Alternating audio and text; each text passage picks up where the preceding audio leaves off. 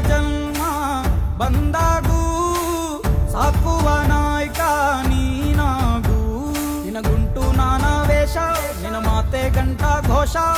ಸೂರ್ಯ ಚಂದ್ರ ಹುಟ್ಟೋದಿಲ್ಲ